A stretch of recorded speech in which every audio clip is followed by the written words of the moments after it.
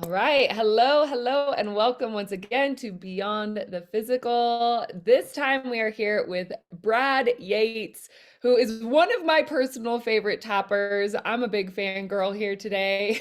So, Brad Yates is known internationally for his creative and often humorous use of emotional freedom techniques. That's EFT. If you don't know what it is, you're going to learn today. Brad is the author of the best-selling children's book, The Wizard's Wish, the co-author with the bestseller Freedom at Your Fingertips, and a featured expert in the film The Tapping Solution. I didn't know that. I'm going to ask you a bit about that soon. All right. He has also been a presenter at a number of events, including Jack Canfield's Breakthrough to Success, has done teleseminars with the Secret stars Bob Doyle and Dr. Joe Vitale, and has been heard internationally on a number of internet radio talk shows. Brett also has over 1,200 videos on YouTube, which I personally recommend every single one, that have been viewed over 42 million times. You can find more info there at tapwithbrad.com. And what a beautiful intro. Brad, is there anything that you would like to add to that today? Oh, I think that's more than enough, Tara. I love Thank you. this. I was actually certified in EFT, I want to say like shoot in like 2014, a really long time ago, but that was when I was also linked to Nick Ortner and the tapping solution. Mhm. So I love to hear that that was a part of your experience. Can you elaborate a bit more on that and what brought you into tapping in the first place? Yeah.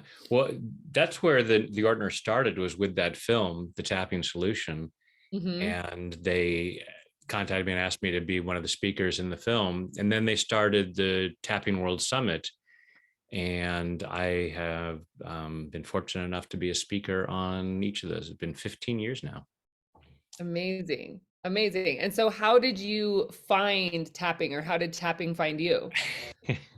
How does a grown man find himself tapping on his face for a living?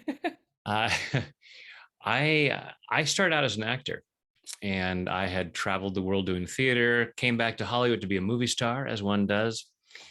And when I got to LA, I met a woman, fell in love, and got married. And when our first child was on the way, I thought, I might need a backup job. So I had seen an ad for hypnotherapy school, and I'd always been fascinated by the power of the mind. And I thought that might be a cool thing to do on the side. Hmm. So started building a small hypnotherapy practice while still pursuing acting. And then a couple of years later, when our second child was on the way, I realized that as much as I loved acting, doing personal development work was really my calling.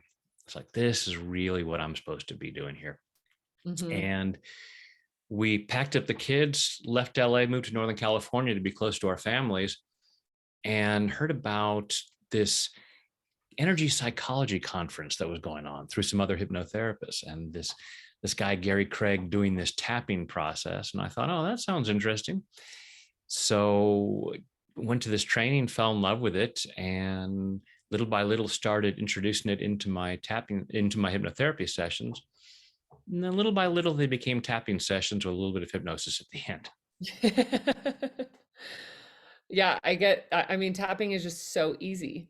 It's so easy and it's so straightforward Yeah. that, yeah, that's incredible. So you said something that really piqued my interest, and is a combination of words that I hear very rarely. So I have a degree in psychology. I chose, instead of getting my master's in counseling degree and going down that road, because I felt that the American Psychological Association had too many rules, and I'm not a lady that really enjoys rules, to be honest. And also at that point, my psychic abilities like really started coming online, and I think I was at a level of maturity that I was ready to explore it. So instead I chose to go down the road of psychic development, knowing that if I wanted to get my master's, it would always be there. One of the things that I found really disheartening in the field of psychology, and I went to Sonoma State University, extremely liberal school, very, open to the esoteric, like you would think so. But even then, I was really disappointed because I only had one transpersonal psychology professor, and he was the only one that was kind of willing to go into the woo. And I also had another psychology professor who was absolutely incredible. She had been trained through the same psychic institute that I went to, but didn't talk about it at all in any of her classes. I only found this out after I had graduated. And so there was still this like hush hush around energy and psychology and energy work and psychology. And so you said an energy psychology conference. So what was going on there? And I'm assuming that was quite a while ago. So that must have been very leading edge in the world of psychology itself. Yeah, that was the second.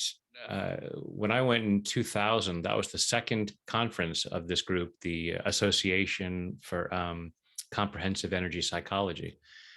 Amazing. And it was actually my friend, Dr. Fred Gallo, who coined the term energy psychology in looking for a way to describe these modalities that people were coming up with, such as EFT, where you're working with the body's energy system, as well as incorporating psychological aspects and a lot of psychological phrasing. A lot of CBT is often combined with these energy techniques.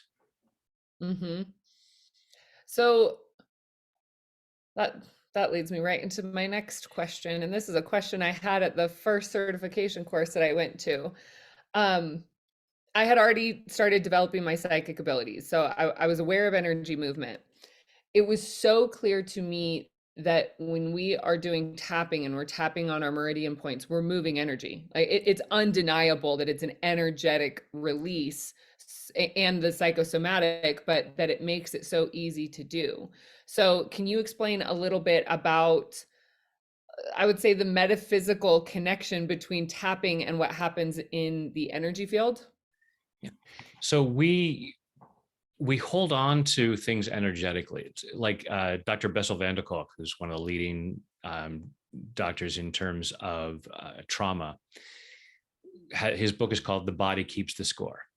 Right. So when things happen to us, we hold them energetically in our bodies. So tapping was developed by a psychologist named Dr. Roger Callahan, who was working, doing traditional psychotherapy, and was working with a woman with a lifelong water phobia. And one day he said, "How do you physically feel the fear?" And she said, "Well, I get a knot in my stomach." And he had been expanding his horizons and was taking different courses, and was taking a course in acupressure.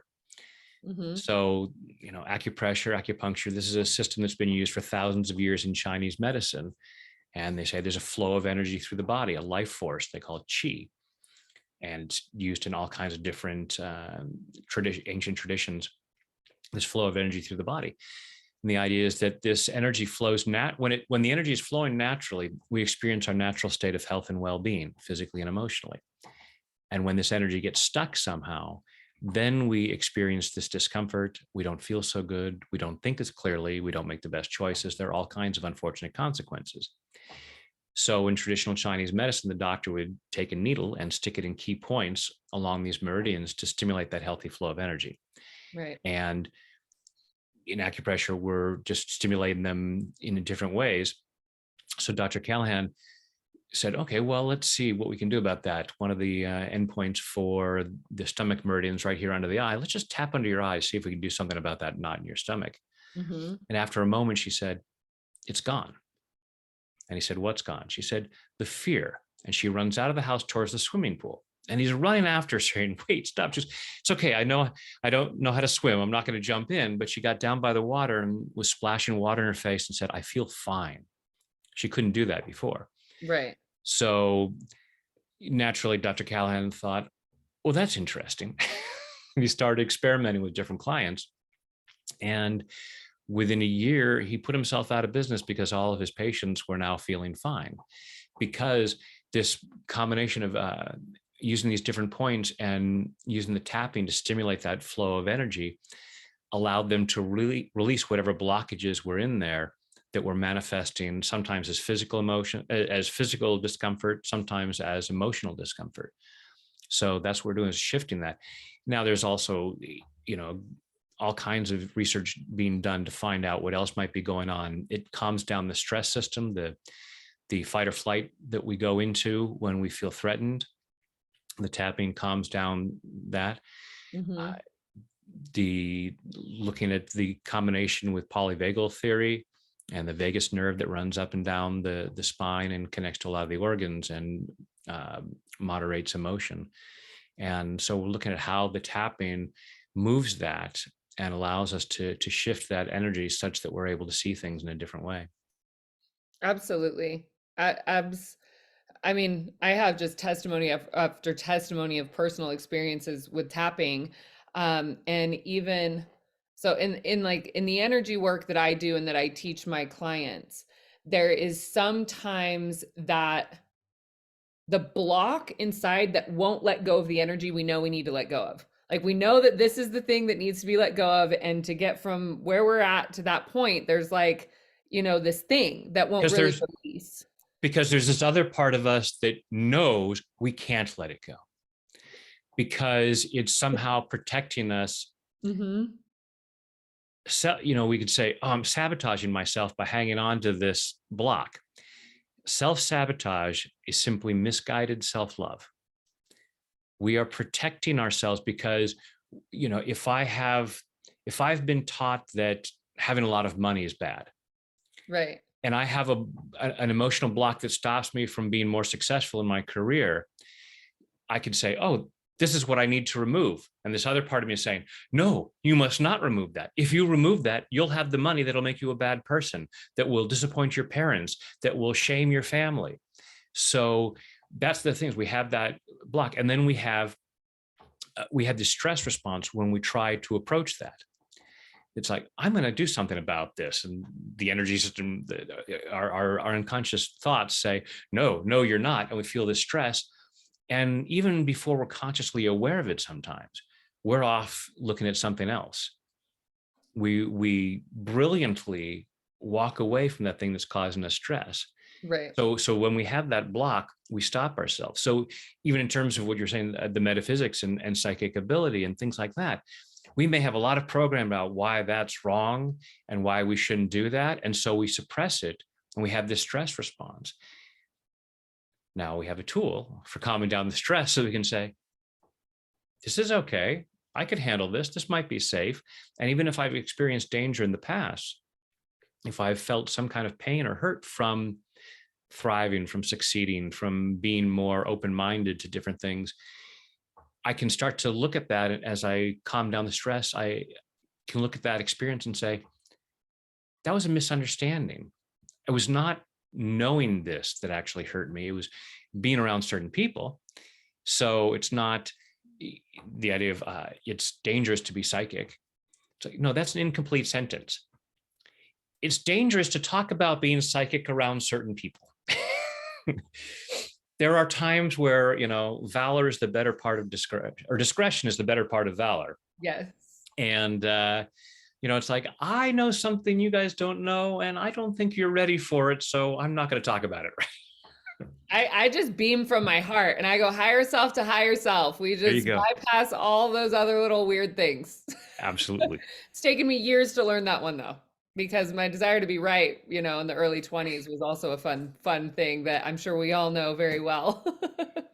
We would often rather be right than happy. Yes. Yes. Actually, your video was one that really shifted my perspective on that self-sabotage is self-love. And it helped me to understand that. I've had an upper limiting problem that I know stems from low self-worth and childhood stuff. And I have just a massive desire, and I have since I was a little girl, to like really see what I'm made of, see what I'm capable of in this world, which means I'm constantly pushing my own envelope and I'm constantly like, moving that needle of what's possible. And as I was kind of wrestling with the self-sabotage of trying to be like, what is it that I get like almost there and then I just don't let the opportunity in? Yeah. And so that your tapping video, I think it's like what, 5 minutes? Definitely less than 7. That specific one is a short one, and it clicked for me. So I want to say thank you for bringing that into the world, because the way that you present tapping in your videos, it's so clear, it's so direct, it's so no nonsense. It's just, this is where we are, this is where we want to be. Let's go there. Oh, And I now, appreciate Sitara, it in a so lot much. of my work, there's a lot of nonsense, but I believe that. I definitely believe that too. well, maybe not nonsense, more maybe we'll say silliness, but it's, I tell people I take my work very seriously. I just don't always present it in a serious way because it's I that spoonful of sugar that helps the medicine go down.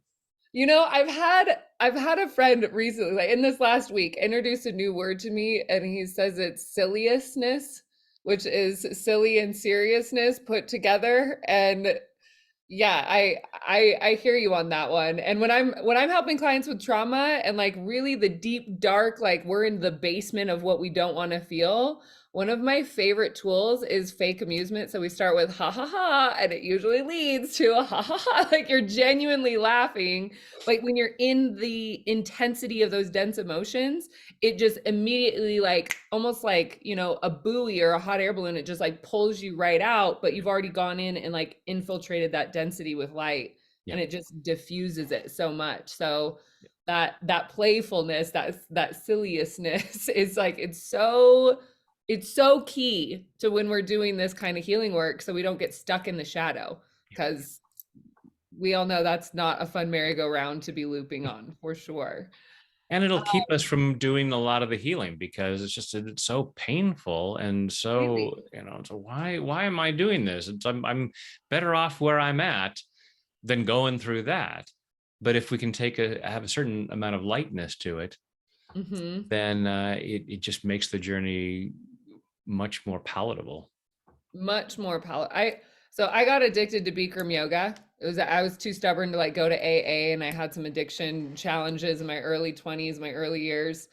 And I had just an absolutely like extreme yoga teacher. This was in Santa Rosa, but he would make us smile in the mirror. And so he would say, trick yourself into believing that you're having fun. And if you're looking in the mirror and you're seeing yourself smile, and that's what like got me hooked to yoga, which also was like my detox and my reason to drink my green drink and stay hydrated and get good sleep and, change my behaviors and patterns. But that fun part of when we're actually healing and helping ourselves, and we know that we're enjoying it, it becomes not only like palatable, but it becomes exciting. Like it's something that we then look forward to do. So yes, I believe you can't do healing without it. I've seen people get stuck in the shadow work loops of, I'm so terrible, I did this, I did that, and we just got to take it with a grain of salt and keep smiling and keep beaming and keep that excitement for And have life. that compassion with recognizing that we're always doing the best we can and always have done the best we could at the time given our programming. I'm not saying it's the best we're capable of. It was the best we could do at that time.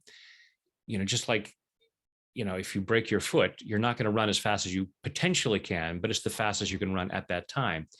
Same with us. At any moment, there is something that's holding us back, and it's generally something that's trying to protect us. But we're so programmed in this society to beat ourselves up. Oh, I can't believe I had that second scoop of ice cream. Oh, I can't believe I showed up late to that interview. Oh, I can't. It's like, well, so let's go back and let's examine all of the things that have happened up until that moment, such that in that moment, your mind said, I know I'm going to pay for it tomorrow, but today, this is what I need. Or Hmm. with being late to an interview or missing an interview completely, it's like, what was I thinking? And there may be all kinds of thoughts of, wow, I think I really would have done well at that job. And that would have led to success that most of my family doesn't experience. And I'd feel like an outcast. And so I brilliantly stopped myself from showing up. But now I have to brilliantly beat myself up because that's due diligence. You have to beat yourself up instead of being Balance. compassionate and saying, that was such an act of love for myself and my family. It was misguided. Hmm. I don't have to do it that way. but it was a misguided act of self-love, but it was self-love. So I choose to love and appreciate that. And now let's look at what I was afraid of in that moment, and maybe I can change my mind about that. Yeah, Gay Hendricks has an incredible book. I think it's called The Big Leap that addresses Great book. all like that upper limit thing. Easy read, 10 out of 10 recommend. Uh, Absolutely. Yeah, that book was one that like, how some of those books you read and you read a paragraph and then you go into such deep processing that it takes you like 3 weeks to read 10 pages. It was kind of one of those, but yeah, he speaks exactly to what you are talking about there. And that's where having the tapping of the awareness, okay, like let's say you read a paragraph, it triggers some sort of awareness. Okay, now I can see the upper limit. I'm afraid of being an outcast from my family or that sort of thing.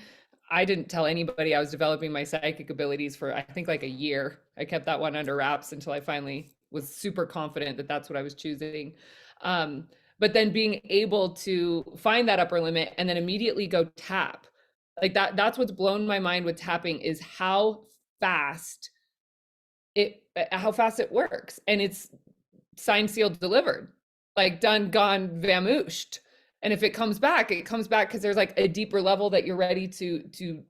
address, but it's There's some not the other same. aspect. Yeah, it's that Exactly. what gets cleared, but there may be a lot of different aspects to it. It's, I've had people say, well, I tapped and I felt better and then it came back. I said, imagine you had this field that you wanted to plant and it's got all these Mhm. big rocks, and you spend all day trying to get one big rock out of that field, and you're exhausted, you go to sleep, you get up the next morning, you come out and there's still rocks in the field, and you're like, did all that work and the rocks are still here? It's like, no, one of those rocks is gone. There may be other rocks there, but it doesn't mean that what you've done, it's not like that other rock came back. You still have Mhm. more field to plant than you did before, but you're still seeing, okay, there's other stuff there. And it's allowing yourself to say, great, I'm moving forward and there's more there. So sometimes I'll say to clients, when you're aware of those things, just say, instead of saying, oh man, I thought I was over this, say, isn't it interesting that there's still something there?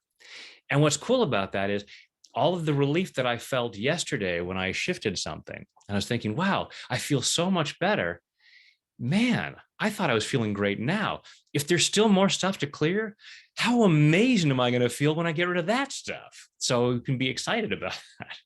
And it gets easier and easier and easier. And I find once you get the hang of addressing that piece, it's like, okay, I can't get past that. But the more you become aware of, okay, if I'm trying to get here, but the resistance is here, okay, let's tap out the resistance and just keep going step by step.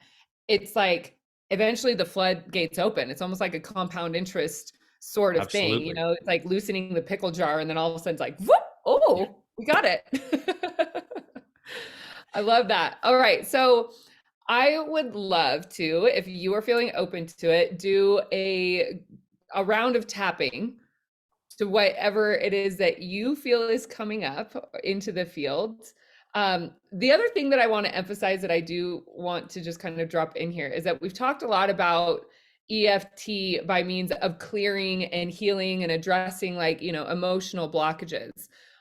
And also one of my favorite ways to use the EFT is in envisioning and manifesting and like bringing new energy in as well. So I guess I just wanted to plant that seed to also encourage that kind of dynamic of addressing the potentials of how we can use this to actually bring our vision into reality as well. Can you speak about that a little bit before we do some tapping? Yeah, absolutely. So EFT, or emotional freedom techniques, as originally developed, it's a tool for cleaning out upsets. So you have a Mhm. problem, you want to remove the problem. And so we start a phrase by saying, what's the problem? Oh, well, I had this argument with my boss that upset me. Okay. Even though I had this argument with my boss and it upsets me, I choose to love and accept myself. So we address the problem and Mhm. then tap through it to clear all the energy around the uncomfortable energy around that. Then there's what's a lot of times people call positive tapping. And there are some people who say, no, you can't do that. That's like using a vacuum cleaner to make your, to sparkle things up or something. It's just there to get rid of dirt. And so you can see I've got David back there on my wall. I've got David's all over the place because Michelangelo said, the statue's already there, perfect inside the marble. I just have to chip away what doesn't belong to reveal the masterpiece inside. To me, that is a perfect analogy for what we're doing with tapping. So the most successful, healthy, loving self is already there inside. And this excess marble that's guilt and shame and fear and doubt and all this stuff is what we're chipping away. Mm-hmm. Now, Michelangelo could be chipping away saying excess marble, or revealing the David, revealing the David. Either way, the stuff is going to be falling off. So to me, we're just, what's under there is already there. So, right. With the vacuum cleaner, you can be saying clean carpet or filth that got spilled, whatever it might be, it's still going to be cleaning it up. Mm-hmm. So either way, it's just a process of revealing that magnificence that's underneath. I love that. And I have kind of a similar analogy with awakening. My sole purpose is to help remind people the truth of their soul essence, where they were. When I was raised Christian, Presbyterian, even as a little girl, I was going to Sunday school, and I was like, I know we're focusing a lot on where we go when we die, but how did we get here? And how come nobody's answering that question? Like, my focus was so clearly on that, which it still is. And I say that awakening isn't so much awakening, but it is remembering. It's remembering the truth of that divinity within. And that sparked so hard for me when I started channeling light language, because that blasted my socks off. I was like, what just happened? I was not trying to find it. And the awareness of who I am on a much bigger soul conscious, like intergalactic level, those memories started coming through so clearly. And so, yeah, to what you're saying, it's like there are so many layers to what we can release to reveal that light and that illumination within. And depending on who's teaching the material, that stuff is in there. Exactly. I'm in the Father and you are in me, and these things I do, you shall do also and greater still. It's exactly. And the kingdom of heaven is within. To me, it's that is what it is. It's we're bringing that illumination of source consciousness, however you want to use the vocabulary, but it is that illumination that is that guiding light.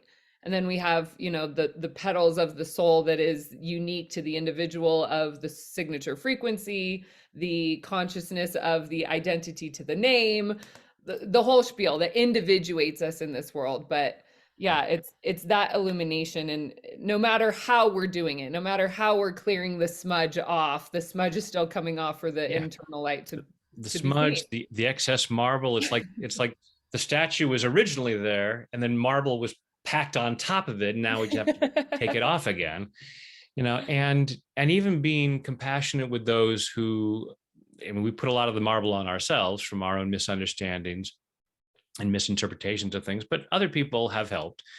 Oh, you're not that great, you're no good at this, don't get your hopes up, you should be ashamed of yourself. All this stuff just gets packed on, and most of the time these people have the best of intentions.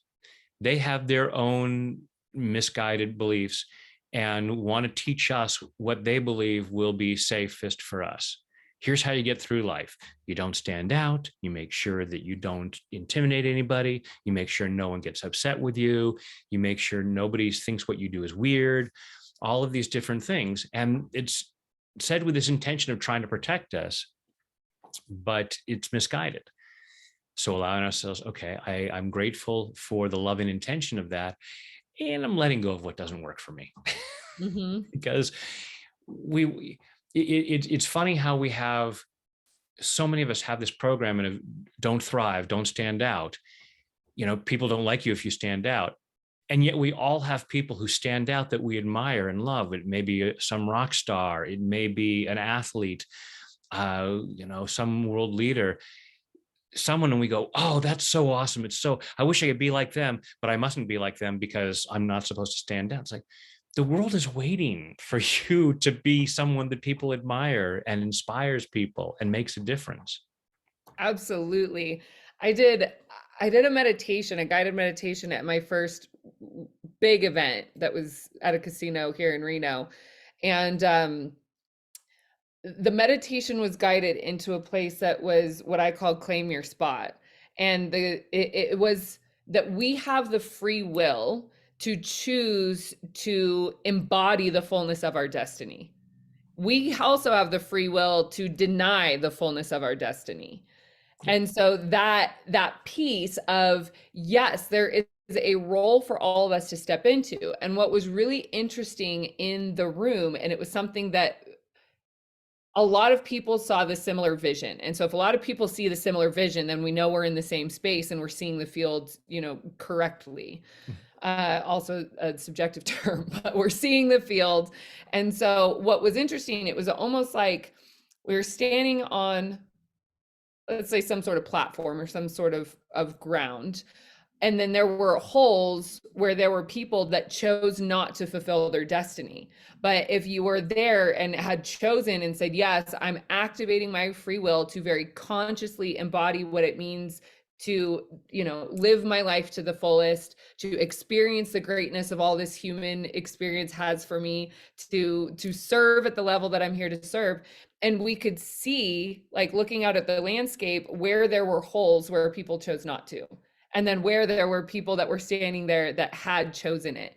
And it really was a very, I don't know that I would say a pivotal moment for me, but it was a very eye-opening moment of, there will be people in this world that choose not to embody the fullness of what they came here to do, that choose not to really live into their soul contracts or live into, honestly, like the blessings and the rewards and the goodness that this life has available to us. It's like you find yourself at Disneyland, but you're under no obligation to go on any rides Absolutely. or Absolutely. eat any of the That's a great way to food put it. or do anything. But eventually the park's going to close. And so you want to, it's ideal to go on as many rides as you want to go on. And we get to choose which ones we go on. But yeah, there are a lot of people, and it's looking at why not?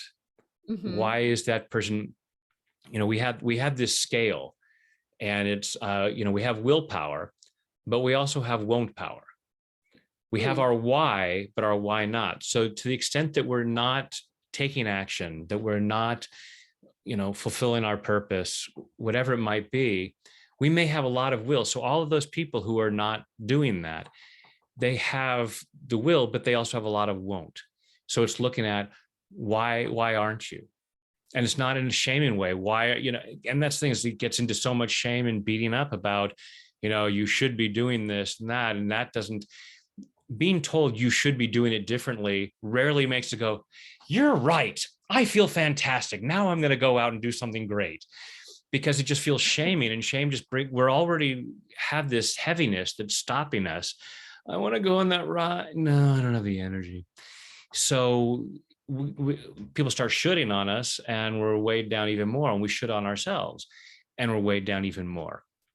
So it's allowing ourselves to look at what is there. And I also believe that, we have things that we feel compelled to do, but I also just have this sense, and I could be wrong, that when we cross over, there's going to be high fives waiting for us, because resisting that might have been what this particular journey was for.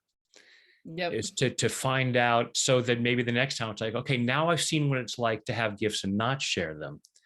Now I'm going to be even more excited the next time around. Mm-hmm. Who knows?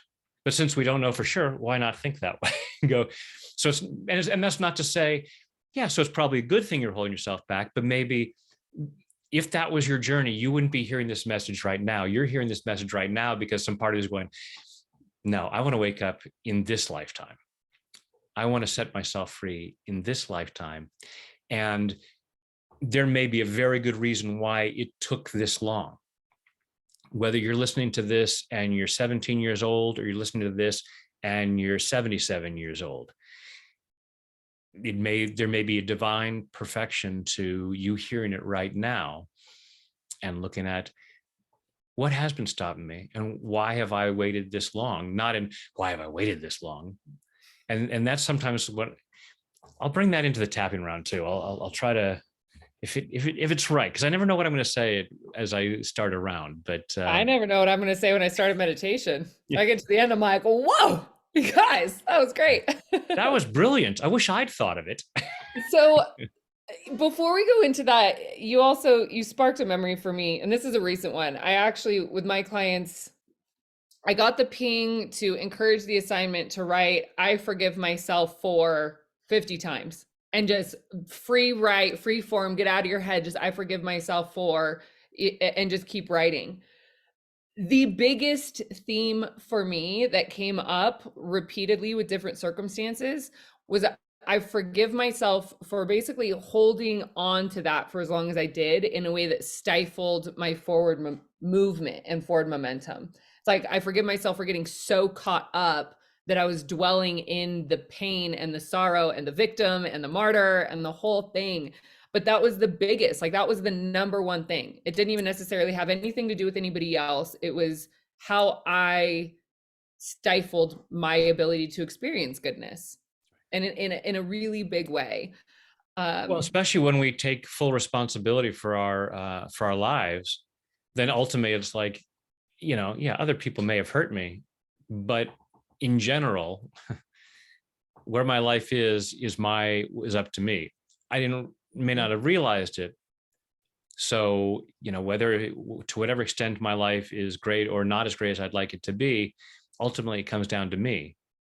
So that's what, and in fact, so often when I'm tapping with folks, if they're mad at someone else for something, ultimately the bigger anger is I'm angry at myself for allowing that to affect me. Like, Mm-hmm. great insight. Now allow yourself to forgive yourself and move on and see that you were doing the best you could at that time, given how Mm-hmm. you were programmed. There's no way you could have done it differently at that time, Right. but now you can set yourself free to do it differently. Right. It's the age old, you got one finger pointing in one direction, you got three pointing back at you. Yep. Yeah, absolutely. All right. Well, I'm gonna follow your lead. And let's do some tapping. Okay. Let's move some energy. For anyone who's on here that has not experienced EFT before, I'm going to give you a really quick rundown. What we generally do is we take whatever the thing is that's bothering us. Like I said, that had that bad conversation. So we would tap on the side of the hand. So you take your fingertips of your index and middle finger, and we use your dominant hand. The meridians run up and down both sides of the body, so you can tap with either hand or both hands at the same time. But for the sake of demonstration, we'll say take your dominant hand and tap on the edge of your opposite hand, so right between your pinky and your wrist. And we'll say, even though I have this issue, I choose to love and accept myself. We'll repeat that 3 times. Then you'll go to the eyebrow point. So it's right there at the beginning of your eyebrow, right near the center of your face. And generally we tap the points between 5 and 10 times. Sometimes I'll be saying a phrase and you might be tapping 20 times. It's okay. It's not like the process says, oh, you tapped too many times. Now you don't get any healing. So we'll tap the eyebrow point and repeat back whatever the issue is. Then we follow the eyebrow out to the corner of your eye. So on the side of your eye, you tap right there and repeat whatever the issue is. And it can just be one word or just a simple phrase. So the very basics of EFT is very simple. Next point is right under the middle of your eye, just above your cheek, tap there. Right under your nose, right under your lower lip, just above your chin. Then right where your collarbones just about come together, there's a little bit of a U shape there, and you can tap with a fist and get both collarbone points at the same time. Next point is about 4 inches below your armpit. It's right about bra strap level, and I'm sure even the guys can figure out where that one is. And then finally tapping the top of your head. And so with your fingertips tapping around little circles around the crown of your head. So those are the points that we'll be tapping. And now go ahead and close your eyes. Take a deep breath.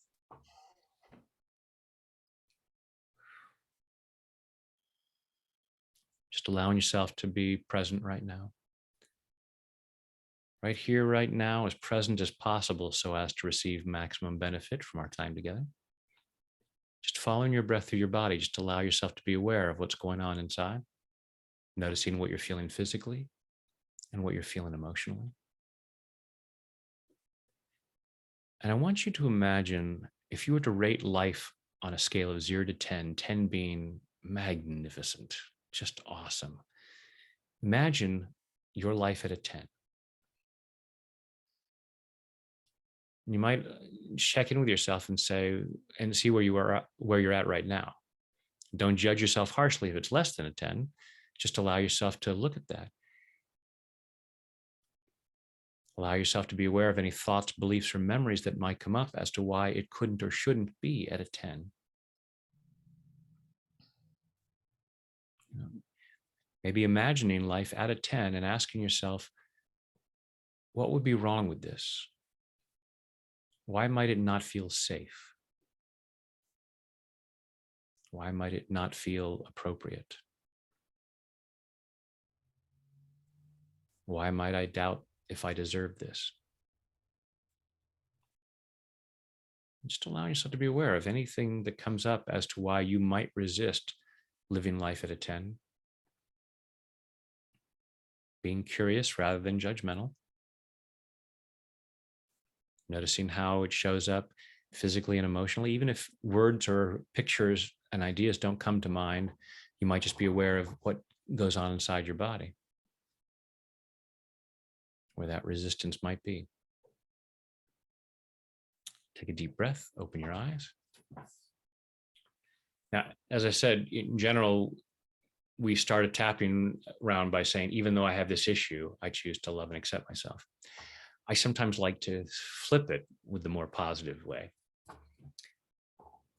So let's tap where I tap and repeat back what I say.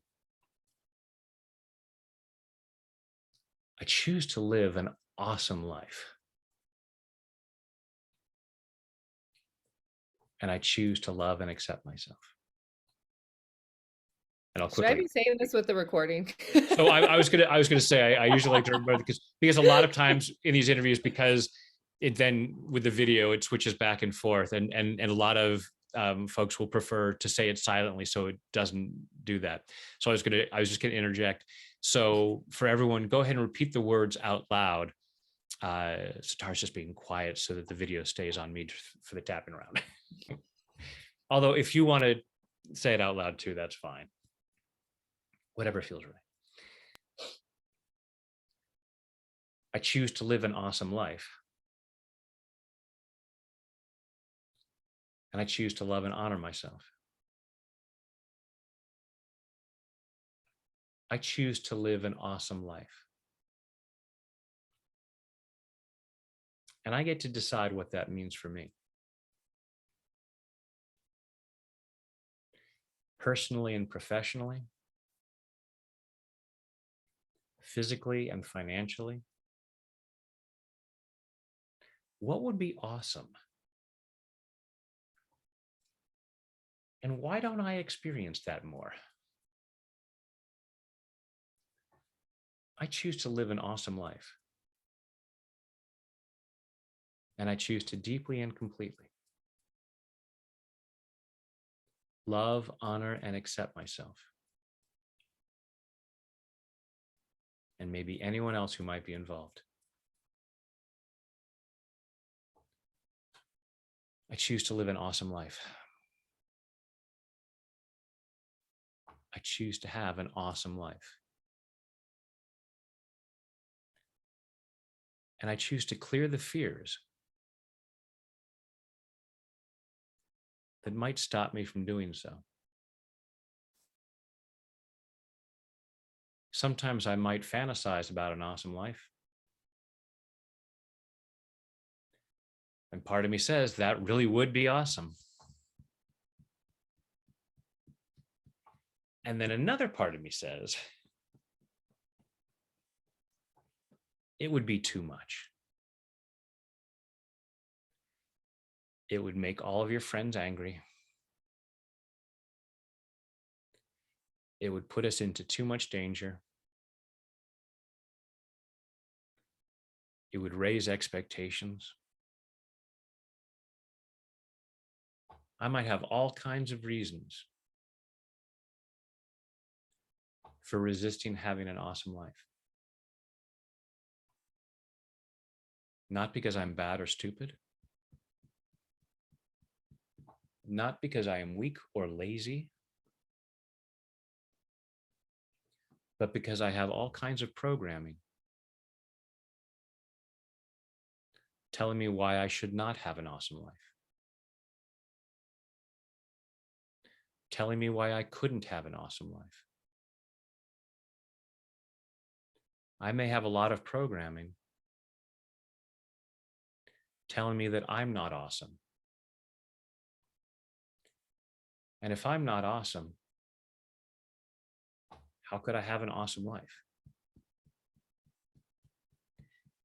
Fortunately, that's not really a problem for me because I actually am awesome. So it makes sense for me to have an awesome life. And I'm clearing all of the doubts about that. All these doubts about being awesome. Clearing those at a cellular level. And all the way back through my past. Back through all the times in my life that I may have somehow gotten the message that I was decidedly not awesome. Those were misunderstandings. Mine or someone else's. And I'm setting myself free from those now. And it's not a matter of being conceited. Being conceited is saying that I'm awesomer than other people. I'm awesome like other people. And as I acknowledge the awesomeness in me, I'm more likely to see it in them. And then I can help them see it. And then they're more likely to live an awesome life. And that benefits so many other people. For me to have an awesome life benefits countless people. Shortchanging myself doesn't do anybody any good.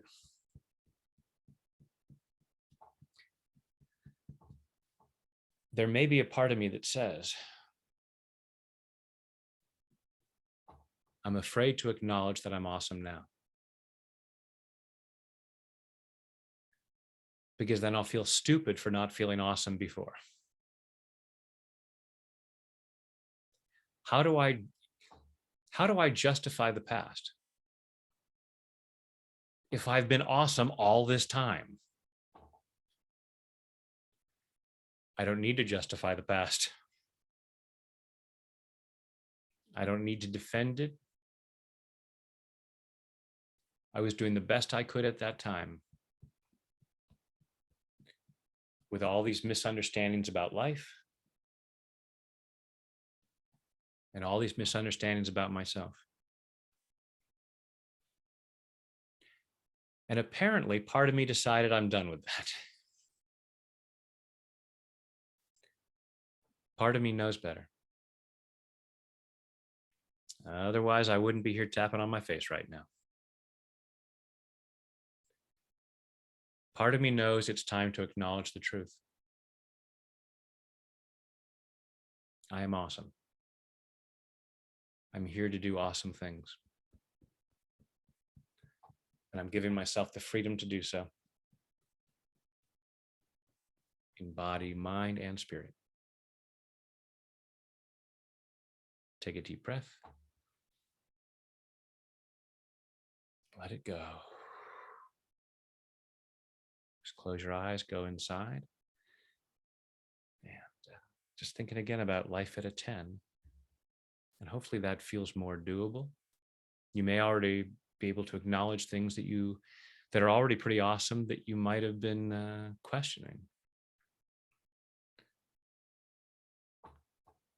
And in that awesome life, go ahead and imagine a full-length mirror and look in that mirror and see the person living that awesome life and say, hey, I am awesome. And hopefully that feels more like a 10 out of a scale of 0 to 10 in terms of how true that feels. Take a deep breath and open your eyes. And don't judge yourself harshly if the number's lower than you'd like it to be. Just allow yourself to recognize, oh, there's still some more stuff to clear. Isn't that interesting that there's still some questions about how awesome I am? I can't wait to clear those up. Oh my goodness. Thank you so much. I'm beaming over here. I had a good morning, but now I am like, woo, on that high flying disc for sure. Brad, I am so grateful for you and so grateful for your work. Like I said, I just found you one day searching, YouTube for EFT, and I can't even tell you how many dark moments your videos have served for me personally. So thank you for your work. I know that when you're sitting there in front of your computer, you don't even know who your videos are reaching. And so I know you're making a far bigger impact than you could even try to possibly fathom or imagine. And so I will be the voice for those who have not been able to say thank you, but truly, madly, deeply, thank you so much. For those of you that have not connected to Brad's YouTube channel, just search EFT Brad Yates. There's over 1,200 videos there. Every single one of them is going to serve you in some way, shape, or form. We do have a freebie. I want to encourage you to stay connected to Brad. We've got a freebie. It's called Tap Into Your Best Self. 5 days to, as we said, pull the miraculous energy into, let's say, pull it into a more visible expression of who you are. Clear away the stuff that covers it up. Absolutely. So is there anything else that you would like to add before we go ahead and close out this absolutely beautiful experience? Well, first of all, Sitara, thank you so much for having me on. It's been a blast talking to you. I greatly appreciate the opportunity to share this with your audience. Thank you to everyone who's willing to do what is understandably a little strange looking the first time you look at it, but being willing to chip away that marble and reveal the masterpiece. It makes such a difference. So I'm very grateful for that. Keep allowing yourself to love yourself more and recognize how awesome you are, and then share that. Share it. That's what I'm saying. Share it. If you need help sharing it, call me. Well, Brad, again, thank you so much. It's such a joy and honor, and I hope every single person has learned a bit about tapping, and I hope that this plants a seed to a journey that illuminates so much for your mind, body, and spirit, your heart, your full heart expression, unabashed, not holding back. See what's in there, see what you're made of. And if you ever find that point of constriction, you should go to YouTube. You find Brad. That's There's how a it's tap done. for that. Beautiful. Well, thank you so much. And I'll go ahead and close with the closing prayer. As we go forth, may we integrate the healing and the lessons received with courage, self-love, and compassion. Our conversation here today is very much complete. Sending so much love to everyone who is here, and I look forward to chatting with you again in the next chat.